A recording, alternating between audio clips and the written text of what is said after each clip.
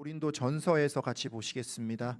고린도 전서 1장 10절부터 11절 말씀입니다. 고린도 전서 1장 10절부터 17절입니다. 제 성경은 신약 263쪽에 있습니다. 고린도 전서 1장 10절부터 17절까지 우리 한 절씩 교독하시고 17절을 같이 읽도록 하겠습니다. 제가 먼저 읽도록 하겠습니다. 형제들아, 내가 우리 주 예수 그리스도의 이름으로 너희를 권하노니 모두가 같은 말을 하고 너희 가운데 분쟁이 없이 같은 마음과 같은 뜻으로 온전히 합하라. 내 형제들아, 근로의 집편으로 너희에 대한 말이 내게 들리니 곧 너희 가운데 분쟁이 있다는 것이라. 내가 이것을 말하거니와 너희가 각각 이르되 나는 바울에게, 나는 아볼로에게, 나는 게바에게, 나는 그리스도에게 속한 자라 한다는 것이니 그리스도께서 어찌 나뉘었느냐? 바울이 너희를 위하여 십자가에 못 박혔으며 바울의 이름으로 너희가 침례를 받았느냐?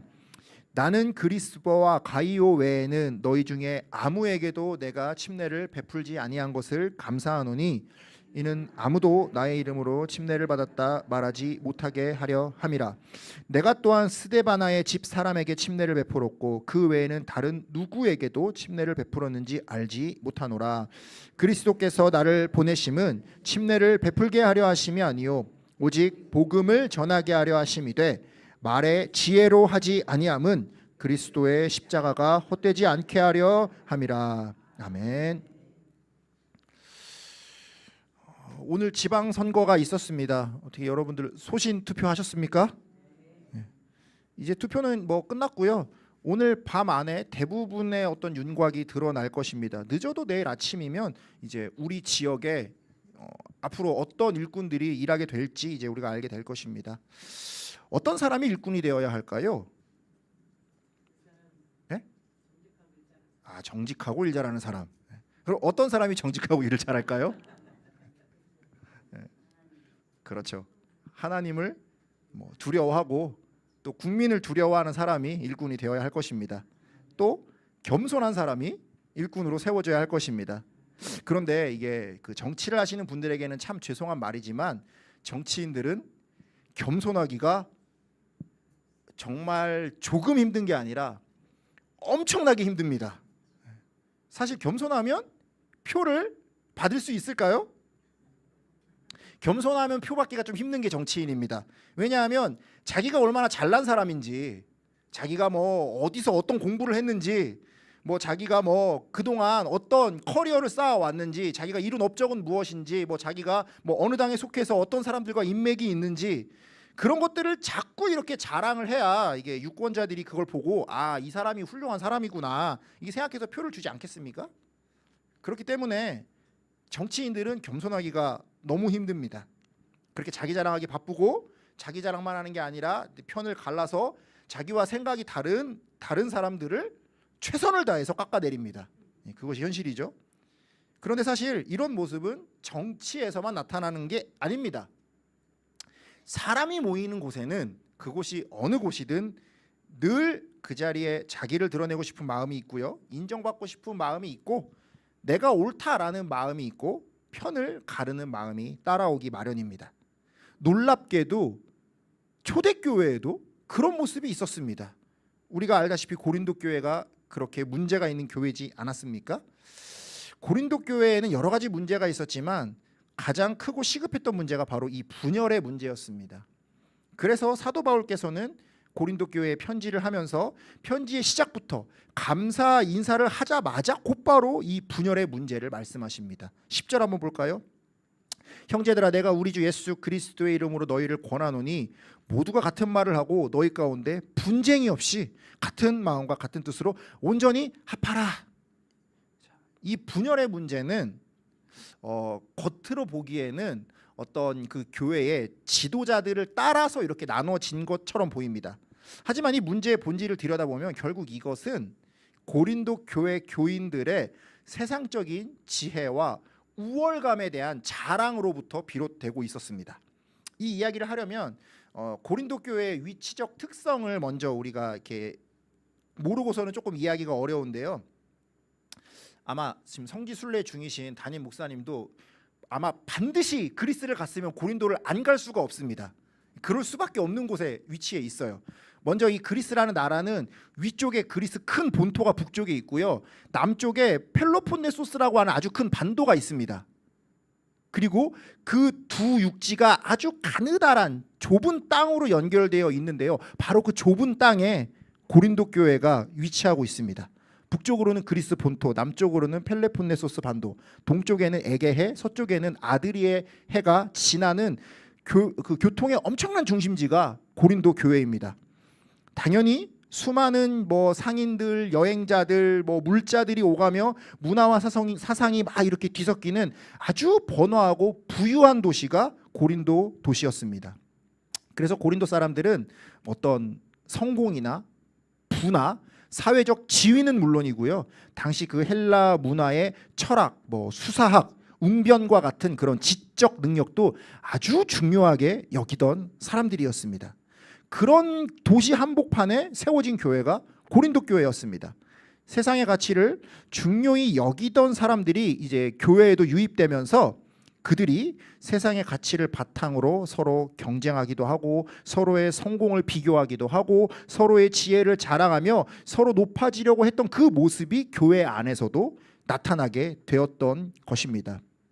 12절 말씀을 보시면 그들이 이렇게 말해요. 나는 아볼로에게 나는 바울에게, 나는 아볼로에게, 나는 게바에게, 나는 그리스도에게 속하였다. 이렇게 말하면서 분열되어 있었죠. 이 등장하는 네 인물 한 분은 예수님이죠. 조금씩 특징이 있습니다. 사도 바울은 신학의 깊이가 깊었고요. 십자가와 은혜를 강조했습니다. 그래서 자신이 바울에게 속했다라고 주장하는 사람들은 우리가 믿는 복음이 진짜 복음이다. 우리가 진짜 은혜와 십자가를 안다 이렇게 생각하며 주장했습니다. 아볼로는 아주 뛰어난 웅변가였고 성경에 능통했으며 헬라 문화에 대한 지식도 뛰어났습니다. 자신이 아볼로에게 속했다라고 주장하는 사람들은 이 세련되고 높은 지적 수준을 자신들의 자랑으로 여겼습니다. 게바, 베드로는 예수님의 수제자였으며 초대교회의 상징적인 지도자였죠. 자신이 게바에게 속했다라고 주장하는 사람들은 우리가 원조 사도 계열이다. 우리가 예루살렘 교회의 전통을 따르는 근본이다. 아마 이런 생각을 가지고 있었을 것입니다. 마지막으로 자신이 그리스도에게 속했다라고 주장하는 사람들은 우리는 인간 지도자 따위는 따르지 않는다. 우리는 오직 예수 그리스도의 영적인 직통을 따른다. 이런 어떤 영적인 우월감에 빠져 있었을 것입니다. 결국 그들은 각자 선호하는 지도자의 이름을 들어서 팔을 나누고 있지만 결국 자기들의 지식 수준이 얼마나 높은지, 자기들의 얼마나 자기들이 남보다 다른 사람들보다 우월한지, 얼마나 더 영적인지 이런 것들을 자랑하고 있었던 것입니다. 사도 바울께서는 바로 이 점을 꿰뚫어 보시고 고린도 교인들이 하나가 되기 위해서는 그렇게 그들이 자랑하던 그 지혜가 아니라 예수 그리스도의 십자가를 바라보아야 한다라고 이야기했던 것입니다. 17절을 보시죠. 그리스도께서 나를 보내심은 침례를 베풀게 하려 하심이 아니요 오직 복음을 전하게 하려 하심이되 말의 지혜로 하지 아니함은 그리스도의 십자가가 헛되지 않게 하려 함이라. 사도 바울께서는 먼저 예수님께서 자신을 보내신 것은 침례를 베풀게 하려는 게 아니라 말했습니다. 누군가가 나는 바울에게 침례를 받았다라는 것을 우월감으로 여기면서 나는 바울에게 속하였다 이렇게 분열되고 변질되는 것을 막으려 한 것이죠. 대신 바울은 복음을 전하게 하시려고 보내심을 받았는데 그 복음을 전하는 일도 말의 지혜로 하지 않았다라고 이야기합니다. 당시 고린도 교인들은 어떤 화려한 웅변이나 철학적 논리나 수사학적 지혜를 굉장히 선호했습니다. 그런 것들을 좋아했습니다. 그래서 그런 말솜씨를 통해서 복음 전하는 자들을 좋아했을 것입니다. 하지만 오히려 그것은 복음을 가리고 있었습니다. 그 사람이 전하는 복음 자체보다는 그 사람이 얼마나 지혜롭게 말을 잘하는가에만 사람들이 집중하려 했기 때문입니다. 사도 바울도 학문에 굉장히 능통하고 뛰어난 사람이었습니다. 하지만 그것을 알았기에 사도 바울께서는 그리스도의 십자가가 헛되지 않게 하려고 그 말의 지혜에 의지해서 복음을 전하지 않고 십자가의 본질, 은혜 이것만 전하려고 했습니다. 복음의 능력은 인간의 화려한 말솜씨나 지혜로운 배경에 있지 않고 십자가 그 자체에 있기 때문입니다. 사랑하는 성도 여러분, 우리 교회는 당연히 자신의 지혜나 부를 자랑하는 사람도 없고 뭐 이미 하나 된 줄로 믿습니다만, 우리가 더욱더 하나가 되고 더욱더 분쟁 없이 같은 마음 같은 뜻으로 온전히 합하기 위해서는 우리가 무엇에 집중해야 하는지 세부적인 것을 좀 더 살펴보도록 하겠습니다. 우리가 하나 되기 위해서 집중해야 하는 것은 먼저 예수님의 마음입니다. 우리 10절을 다시 한번 볼까요? 10절에 사도 바울께서 이렇게 권면하셨죠. 형제들아, 내가 우리 주 예수 그리스도의 이름으로 너희를 권하노니 모두 같은 말을 하고 너희 가운데 분쟁이 없이 같은 마음과 같은 뜻으로 온전히 합하라, 이렇게 이야기하셨죠. 사도 바울은 모두가 같은 말을 하고 같은 마음을 가지고 같은 뜻으로 온전히 합해야 한다라고 말했습니다. 사람들은 모두 개성이 있죠. 모두 말하는 것이 다르고 생각과 뜻이 다릅니다. 그런 성도들의 어떤 의견이나 취향을 강제로 막 하나로 일치시키라, 이런 말이 아닙니다. 각자의 그런 취향들과 각자의 의견들과 개성들은 있지만 그것보다 더 중요한 것이 있다는 것이죠. 그것이 무엇입니까? 예수 그리스도입니다. 더 중요한 예수 그리스도를 중심으로 하나가 되라는 것이죠. 고린도 교회가 하나 되지 못했던 것은 자랑이 충만했기 때문이라고 말씀드렸죠. 각자의 잘난 생각 때문에 분열되어 있던 고린도 교회에 가장 필요했던 것은 아마 겸손한 마음이었을 것입니다. 그리고 이 겸손한 마음을 가장 잘 보여주신 분이 바로 예수 그리스도였습니다. 우리 같이 빌립보서 말씀을 한번 볼까요? 먼저 빌립보서 2장 2절을 보겠습니다. 이렇게 기록되어 있어요. 마음을 같이하여 같은 사랑을 가지고 뜻을 합하여 한 마음을 품어. 고린도 교회에 편지한 것과 비슷한 문장이 있죠. 빌립보 교회는 기본적으로 칭찬을 받는 교회였지만 여기서도 알게 모르게 분열과 다툼의 문제가 싹트고 있었습니다.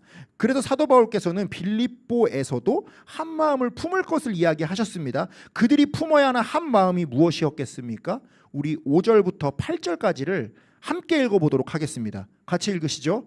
너희 안에 이 마음을 품으라. 곧 그리스도 예수의 마음이니 그는 근본 하나님의 본체시나 하나님과 동등됨을 취할 것으로 여기지 아니하시고 오히려 자기를 비워 종의 형체를 가지사 사람들과 같이 되셨고 사람의 모양으로 나타나사 자기를 낮추시고 죽기까지 복종하셨으니 곧 십자가에 죽으심이라. 아멘. 이 예수 그리스도의 마음을 한마디로 표현하면 겸손입니다. 겸손함이 있어야 상대를 인정할 수 있고 상대를 인정해야 하나 될 수 있습니다.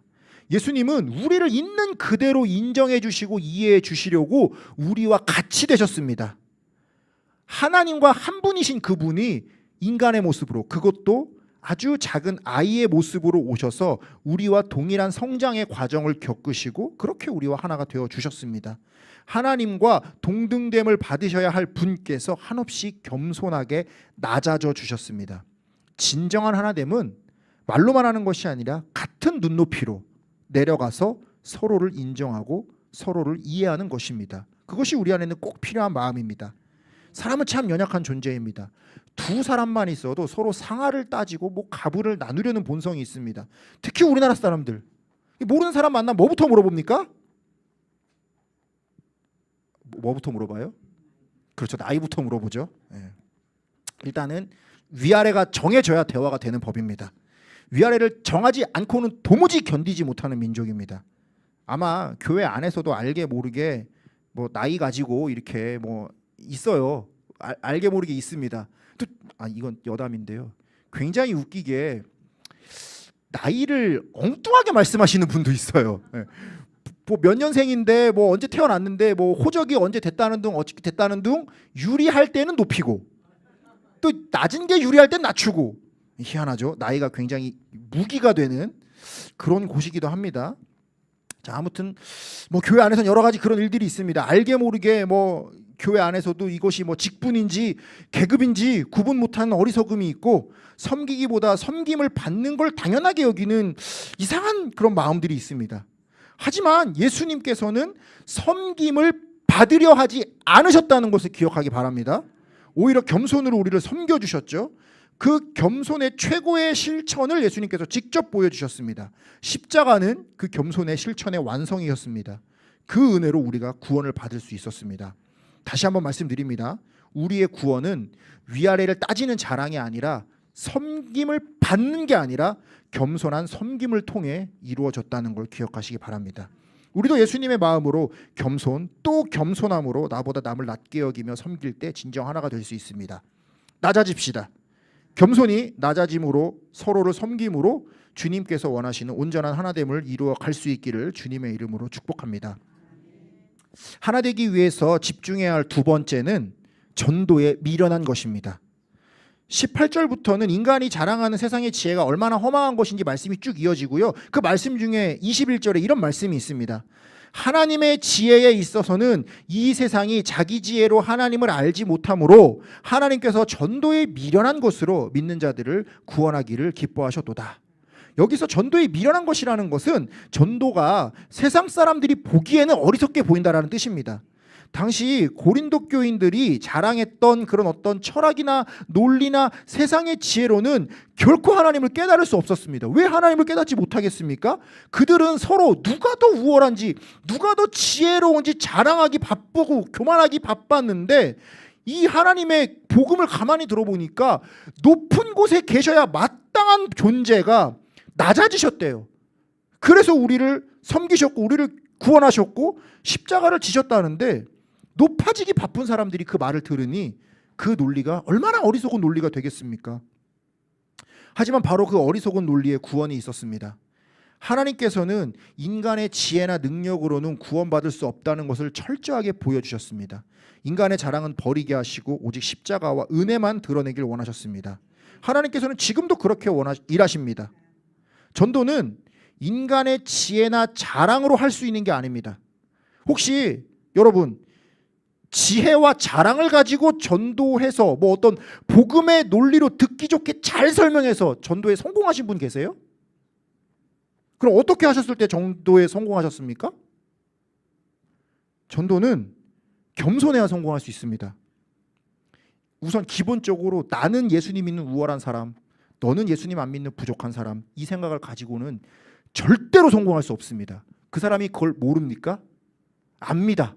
조금만 대화해보면 이 사람이 나를 낮춰보는지 나를 높여보는지 나에게 우호적인지 나를 무시하는지 누구나 알 수 있습니다. 여러분 같으면 여러분을 무시하는 사람이 전하는 걸 듣습니까?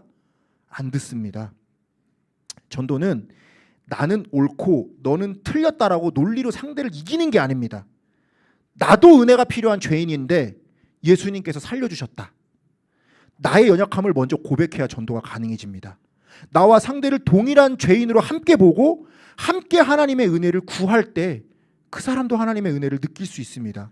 내가 이 사람을 변화시키는 것도 아닙니다. 나를 현재 변화시켜 주고 계시는 하나님께서 이 사람도 나와 함께 변화시켜 주시는 것입니다. 그렇게 이 사람이 변화되면 드디어 같은 은혜를 받고 같은 주님을 마음에 모신 믿음의 형제 자매가 됩니다.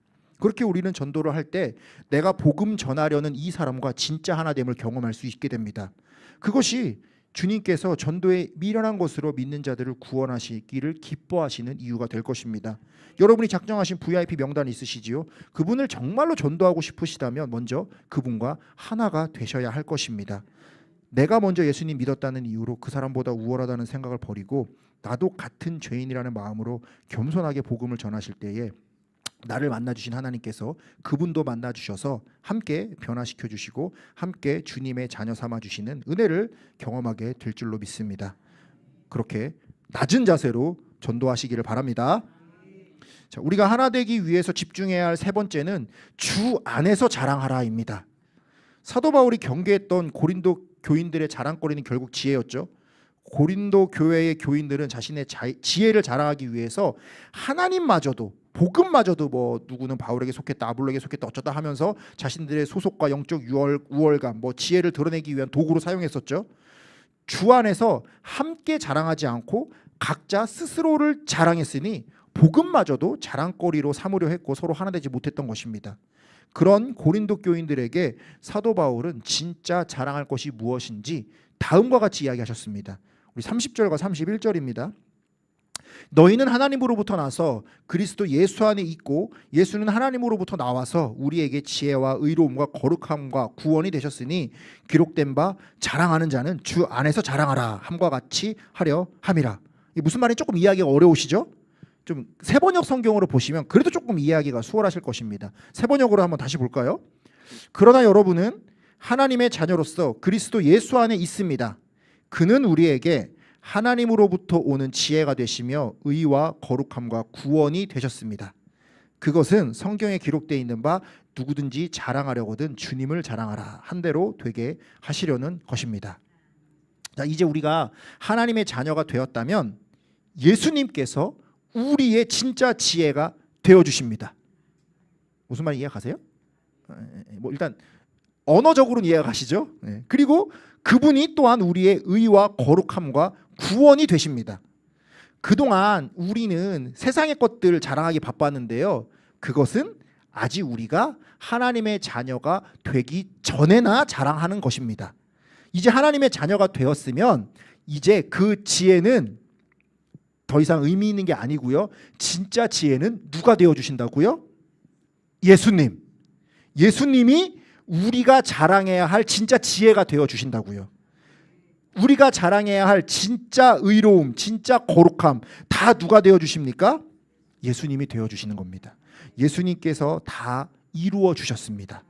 거룩함도 구원도 모두 예수님을 통해 주신 하나님의 은혜일 뿐입니다. 이 사실을 깨닫게 된 사람은 자기 자신을 높이기가 굉장히 어려워집니다. 그렇죠. 내가 한 게 아니라 주님께서 하셨다는 것을 드디어 믿게 됐는데 내가 한 게 아닌 거를 뭘 자랑을 합니까? 예수님을 자랑해야죠. 은혜를 아는 사람은 나는 원래 자랑할 것이 없는 죄인이었고 하나님께서 나를 살리셨는데 어떻게 민망해서 나의 자랑을 할 수 있겠습니까? 그러니 진정한 하나님의 자녀는 더 이상 나의 지혜를 자랑할 것이 없게 됩니다. 나의 힘도 자랑할 것이 없고 뭐 나의 부도 자랑할 것이 없고 나의 외모나 성격도 자랑할 것이 없게 됩니다. 내 것이 아니라 예수님이 주신 것이기 때문이죠. 그렇다면 우리는 나를 자랑할 것이 아니라 예수님을 자랑하는 것이 마땅합니다. 사랑하는 성도 여러분, 예수님만이 우리 모두의 유일한 자랑이 되기를 소망합니다. 인간적인 자랑거리를 막 내세우고 싶어서 안달이 나시거든 그때 기억하시기 바랍니다. 나는 예수님 없이는 아무것도 할 수 없는 죄인이었을 뿐인데 나에게 주신 모든 것이 예수님의 은혜다. 나의 삶의 모든 일들은 내가 한 것이 아니고 예수님께서 되어 주신 것이다. 이것이 우리의 고백이 되어서 우리 모두가 하나님의 자녀로서 같은 예수님을 자랑하고 같은 예수님을 찬양함으로 진정으로 하나 될 수 있기를 주님의 이름으로 축복합니다. 우리가 알다시피 고린도서 전체의 가장 큰 주제는 사랑입니다. 고린도 교회의 문제들, 뭐 오늘 살펴본 분열의 문제도 교만, 뭐 자기 자랑, 이기적인 생각에서 비롯된 것이었는데요. 그 모든 것은 그들에게 사랑이 없었기 때문에 벌어진 일들이었습니다. 사도 바울은 고린도 교회를 향해 지혜를 자랑하지 말고 십자가를 바라봐야 한다라고 했었지요. 그리고 십자가는 결국 예수님의 사랑의 가장 근본적인 완성이었습니다. 고린도서를 쭉 보면 사도 바울께서도 자기 자랑만 앞세우던 고린도 교인들을 예수 그리스도의 십자가로 먼저 이끄시고요. 그 다음에 다시 십자가에서 사랑으로 이끌어 가십니다. 그리고 이제 우리가 잘 아는 13장에서 이제 예수님의 사랑에 대해 설명하면서 그 은사 이야기의 한가운데 이 사랑을 배치합니다. 은사보다 그들이 사모했던 것들보다 더 중요한 것이 바로 사랑임을 선포하셨던 것이죠. 고린도서의 마지막 결론도 사랑입니다. 우리 16장 14절 한번 볼까요? 이렇게 기록되어 있어요. 너희 모든 일을 사랑으로 행하라. 사실 고린도 전서를 통해 사도 바울께서 당부하신 모든 일들은 다 그들이 쉽게 이룰 수 있는 것들이 아니었습니다. 하지만 그들에게 사랑이 더해지면 불가능해 보이던 일들이 가능한 일로 바뀌게 됩니다. 그것이 사랑의 능력입니다. 그리고 하나님께서는 고린도전서 말씀을 통해 우리 교회에도 이렇게 말씀하셨습니다. 너희 모든 일을 사랑으로 행하라. 우리 교회도 모든 일을 사랑으로 행할 때 이 모든 일들이 가능한 일이 될 것입니다. 서로 사랑할 때 겸손함으로 섬기신 예수님의 마음을 품을 수 있고 사랑으로 전도할 때 진짜 하나 되게 하시는 복음의 힘을 경험할 수 있습니다. 사랑이 넘쳐야 각자의 세상적인 자랑은 의미 없는 것이 되고 주님께서 베풀어 주신 은혜와 사랑만이 우리 공동체 모두의 자랑이 될 것입니다. 끝으로 사랑으로 행하는 세부 사항을 빌립보서에서 한번 찾아보도록 하겠습니다. 빌립보서 2장 3절입니다. 이렇게 기록되어 있죠. 아무 일에든지 다툼이나 허영으로 하지 말고 오직 겸손한 마음으로 각각 자기보다 남을 낮게 여기고, 내가 더 옳다, 내가 더 인정받아야 된다라는 마음 때문에 다툼이 생깁니다. 사람에게 칭찬과 높임을 받으려는 마음 때문에 허영이 생깁니다. 사랑의 공동체인 교회 안에서 이런 게 다 무슨 소용입니까? 남보다 내가 더 잘났다고 인기 끌려는 게 교회가 아니잖아요. 우리는 무슨 남을 깎아내리고 내가 승리하려는 정치인이 아니잖아요. 여러분 출마하셨어요? 그런 거 아니잖아요. 이런 것을 버리고 오직 겸손한 마음으로 나보다 남을 더 낮게, 더 높게 여겨야 됩니다. 상대를 존중하고 개인의 유익보다 공동체와 이웃을 먼저 생각해야 한다는 것이죠. 그것이 사랑의 실천입니다. 4절도 함께 보겠습니다. 각각 자기의 일을 돌볼 뿐더러 또한 각각 다른 사람들의 일을 돌보아 나의 기쁨을 충만하게 하라. 자, 우리는 각각 자기 일을 돌봐야 합니다. 자기 자신의 일에 최선을 다하라는 이야기입니다. 그것이 공동체를 위한 일입니다. 어떤 사람은 그 자기의 일을 자꾸 공동체에 전가하려는 사람들도 있어요. 좀 이상해요. 희한하죠. 뭔가 특히 교회에서는 좀 그런 경향들이 있습니다. 그런데 그건 공동체를 위하는 게 아닙니다. 공동체를 위해서는 각자의 일은 각자가 최선을 다할 필요가 있습니다. 하지만 그렇다고 해서 모든 사람이 각자의 일을 다 잘할 수 있는 것은 아니죠. 때로는 각자의 일에도 힘겨워하는 사람들이 있습니다. 그렇죠? 그렇기 위해 또 다른 사람의 아픔과 형편과 필요에도 관심을 가져야 하는 것입니다. 교회는 또 희한한 게 자기가 맡은 봉사는 참 잘하는데 다른 사람에게는 무관심한 사람들도 있습니다. 그것은 그렇게 은혜로운 모습은 아니겠지요. 교회는 나만 은혜 받는 것이 아니라 그 은혜로 다른 사람을 세워주고 그렇게 은혜가 서로 전달되는 그런 방식으로 아름답게 세워져 나가야 하는 것입니다. 우리 교회가 진정으로 서로 사랑할 때 우리 교회의 크고 작은 문제들이 사라지고 주님께서 부어주시는 은혜만이 충만하게 될 줄로 믿습니다. 우리 주님께서 우리 교회를 통해 이루실 크신 일들이 아름답게 이루어져 갈 줄 믿습니다. 사랑으로 예수님의 마음을 품고 사랑으로 전도하고 사랑으로 주님만 자랑하여 주님이 기뻐하시는 하나됨을 이루는 수도교회가 되기를 주님의 이름으로 축복합니다. 같이 기도하시겠습니다. 은혜가 풍성하신 주님 감사합니다. 오늘 말씀을 통해 우리에게 깨닫게 하신 은혜를 감사드립니다. 주님, 우리는 수도교회라는 한 공동체로 같은 주님을 섬겨왔지만 알게 모르게 세상의 지혜를 서로 자랑하고 온전한 하나됨을 이루지 못했음을 고백합니다. 이제 말씀을 통해 주님께서 원하시는 하나됨에 대해 깨닫게 하시니 감사드립니다. 우리가 예수 그리스도의 겸손한 마음을 품어 하나 되겠습니다. 믿지 않는 자들과도 한 마음이 되어 함께 변화되겠습니다. 또한 육신의 자랑을 내려놓고 같은 주님만 자랑하며 하나 되겠습니다. 이 모든 것 위에 주님의 사랑을 더하여 주사 우리가 진정으로 하나 될 수 있게 도와주시옵소서. 겸손한 마음으로 상대를 존중하며 나의 유익보다 공동체의 유익을 먼저 생각하게 하시고 각자의 일에 최선을 다하고 이웃을 돌아보아 챙기는 사랑의 공동체가 되게 하여 주시옵소서. 우리에게 먼저 사랑을 베풀어 주사 우리의 자랑이 되어 주신 예수님의 이름으로 기도드립니다. 아멘.